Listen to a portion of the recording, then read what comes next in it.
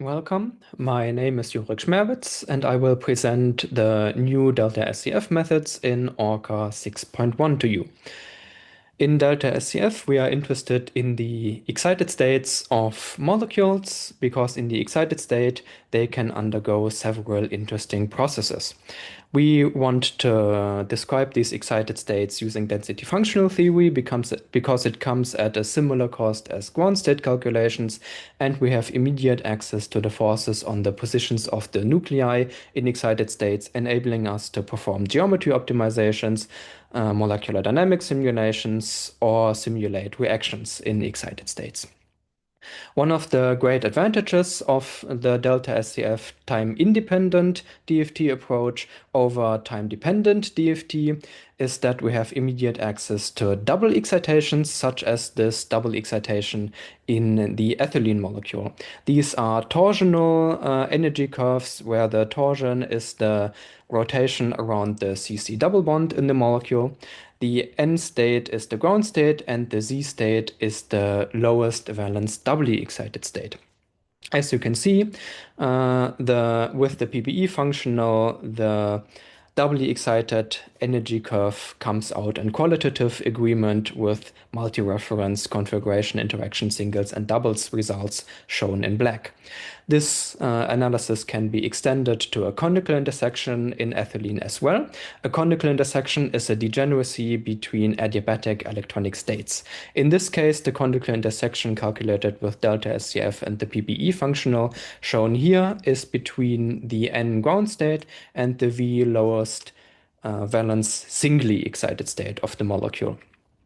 The conical intersection is quite localized with pretty much exactly one point of degeneracy and a two-dimensional so-called branching space of the conical intersection, which are the degrees of freedom that lift the degeneracy. The first branching space coordinate is again the rotation around the CC double bond. The second is the pyramidalization of one of the two methylene groups. We can now take a look at the energy difference of this conical intersection with Delta-SCF shown in these two graphs and compare to TD-DFT shown in these two graphs. Where we use a B-lib functional for standard TD-DFT here, which is also a semi-local functional. But as you can see, in TD-DFT, we obtain a one-dimensional branching space, meaning that we lose 1 degree of freedom that should lift the degeneracy. The regions shown in blue, in light blue, are so-called seam regions where the energy difference between the states becomes small.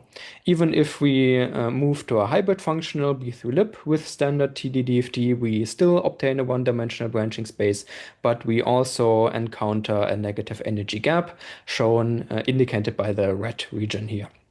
In Delta-SCF, the seam region of the conical intersection is quite localized, and the location of the conical intersection agrees quite nicely with MR-CISD results as well. We can even zoom in quite closely to the conical intersection without losing the correct topology. This correct topology in Delta-SCF makes the method ideal for simulations of excited state dynamics after photoexcitation, where there are two types of dynamics that we can perform here. One is Born-Oppenheimer molecular dynamics, where we excite to the excited state, and then we simply perform an MD simulation with forces obtained in the excited state. And in this way, we can, for instance, analyze vibrational relaxation after photoexcitation, which we can then also compare, for instance, to time-resolved X-ray spectroscopy experimental results. On the other hand, we can also perform non-adiabatic molecular dynamics simulations, which allow for transitions between the states in the seam region of a conical intersection. In this way, we can simulate radiationless transition, internal conversion processes, which we can then also compare to experiments. With that, let us take a look at the idea behind these calculations. It is generally recommended if we want to perform a Delta-SCF time-independent excited state calculation that we first perform a ground state calculation where the lowest energy orbitals are occupied in an Aufbau occupation. From there, we excite at least one electron from an occupied to a virtual orbital, yielding a non-Aufbau occupation. This non-Aufbau occupation can be encoded in ORCA using the alpha-conf keyword if we want to perform the excitation in the alpha spin channel. And for this HOMO-LUMO excitation example, we would use alpha-conf 01. ORCA automatically adds as many ones before the configuration and zeros after the given configuration as is necessary to match the number of electrons and orbitals in the system respectively. From there, we then start a saddle point search because excited states can be saddle points on the electronic energy surface. Here we prefer the SOSCF method with the LSR1 optimizer. So far, everything has been available in ORCA 6.0 already. So let's get into the new features in ORCA 6.1. There are two of them. The first is the generalized mode following method, and the second is the freeze and release method. The generalized mode following method is a more systematic saddle point search optimization method, which is very robust, but a bit more expensive than the traditional LSR1 approach. One of the great advantages of this method is that it eliminates the possibility of so-called variational collapse to lower energy solutions other than the targeted one, which has been a problem in these calculations before.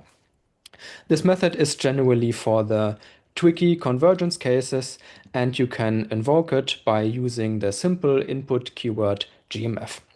The freeze and release method performs a two-step procedure where in the first step all orbitals involved in the excitation with respect to the ground state orbitals are frozen and the remaining orbitals are optimized. Then in the second step, the orbital constraints are released and all orbitals are optimized. This method comes at a similar cost as the traditional approach, but this strategy is more robust than the traditional approach, so it should now be preferred in any case. You can invoke the freeze and release method by using the simple input keyword freeze and release. And you can even combine both methods for added robustness. This is an example of a tricky charge transfer excitation where generalized mode following can be used as a more robust approach. The initial guess is shown here. The molecule is N-phenylpyrrole, where the phenyl part and the pyrrole parts of the molecule are 90 degrees twisted with respect to each other. And the excitation is a rather simple HOMO to LUMO excitation. But since the HOMO is localized on the pyrrole part of the molecule and the LUMO on the phenyl part of the molecule, this simple excitation leads to a large charge transfer, which then also leads to a large energetical rearrangement of the orbitals if we converge this excited state. And this large rearrangement leads to this excited state having a rather high saddle point order of 6 on the electronic energy surface.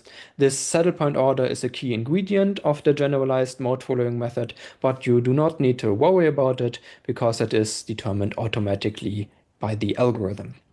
The convergence behavior of the traditional approach is shown in red and the GMF method in green in these two graphs on the right, where in the upper graph it is illustrated for the squared residual of the quantum equations, while in the lower it is shown for the excitation energy. You can see that the traditional approach converges quite erratically and in the end even collapses to a lower energy first order saddle point solution. This is an example of a variational collapse, while the GMF method converges to the 6th order saddle point solution quite rapidly and robustly. With that, we can take a look at more intramolecular charge transfer excitations, a benchmark set of 27 of them to be exact, similar to the one that I showed you before.